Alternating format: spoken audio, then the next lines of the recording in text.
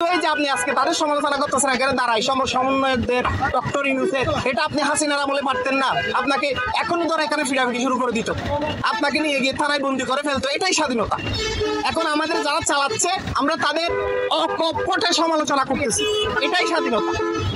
এবং তাদের সেটা সহ্য করে ক্ষমতায় থাকতে হবে। আমাকে আসি কেউ মারলে তাহলে এটা স্বৈরতান্ত্রিক সমাজ ব্যবস্থা, নট ডেমোক্রেটিক সমাজ ব্যবস্থা। আমি এক লাইনে বলছি আপনাদেরকে, খুনি হাসিনা, ডিজিএফআই, এনএসআই সেনাবাহিনীর কিছু সংখ্যক সেনাবাহিনী সহ বাংলাদেশের আইন বিভাগ, রাষ্ট্র বিভাগ, আপনার স্বরাষ্ট্র মন্ত্রণালয় থেকে শুরু করে প্রত্যেকটা সেক্টরে তার পূর্ণ নিয়ন্ত্রণ নেওয়ার পরেও এদেশের ছাত্র জনতা, কৃষক শ্রমিক জনতা, চাকরিজীবী সর্বস্তরের মানুষ রক্ত দিয়ে ফ্যাসিস্টকে যখন বিদায় করতে পেরেছে, নব্য ফ্যাসিস্ট যেগুলা উকি মারার চেষ্টা করতেছে তাদের বিদায় করতে ওটা 1 জুলাই পূর্ণ লাগলো, এটা 1 সপ্তাহ লাগবে না। দায়িত্বহীন কণ্ঠে বলতে চাই, আমরা রক্ত দেওয়া শিখে গেছি যখন, আমাদের কাছে আবার তারা উকি ঝুঁকি মেরে ওই যে সনাতনীদের ব্যানার নিয়ে আসবে, তারপর আপনার বিভিন্ন ইসলামিক সংগঠনের ব্যানার নিয়ে এসে তারা দেশকে অস্থিতিশীল করবে, আমরা সেটা বেঁচে থাকতে হতে দেবো না। আমাদের রক্ত দেওয়া যখন এই জমিন একবার অভ্যাস হয়ে গেছে, তাহলে ছাত্র জনতা আবার রক্ত দেবে,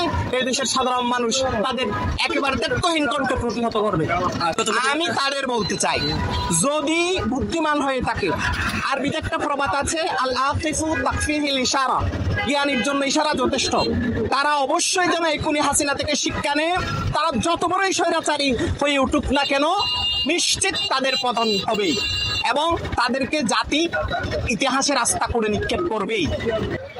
ডক্টর ইউনূস আমরা জানি তিনি এমন একজন গ্লোবাল সেলিব্রিটি, তিনি শুধু বাংলাদেশেই বিখ্যাত নয়, সারা বিশ্বের মধ্যে একজন বিখ্যাত ব্যক্তি। তিনি কোনো রাজনৈতিক ব্যক্তি নয়। প্রথম কথা হচ্ছে, বাংলাদেশের মধ্যে এই যে ছাত্র জনতার রক্তের বিনিময়ে অর্জিত আজকের যে নতুন বাংলাদেশ, তাকে উনি নেতৃত্ব দিচ্ছে সবেমাত্র 2 মাস হচ্ছে। আমাদের বাঙালিদের একটি চিরাচরিত অভ্যাস হচ্ছে, আমরা খুব দ্রুত কোনো কিছু ফল চাই, আবার খুব দ্রুত ভুলে যাই। আমার কথা হচ্ছে, দীর্ঘ 16-17 বছরের স্বৈরতান্ত্রিক ব্যবস্থাকে ভেঙে একটি দেশ 2 মাসে কিংবা 3 মাসে পূর্ণ পরিবর্তন কিংবা পরিশোধন যেটাই বলেন সেটা সম্ভব নয়।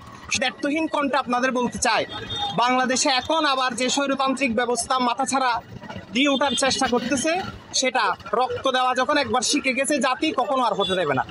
আমি আরেকটা কথা বলে দিতে চাই, মানুষের রক্ত কোনো রঙের কালার না যে সেটা বারবার দিতে হবে, বারবার দিতে হবে, বারবার দিতে হবে।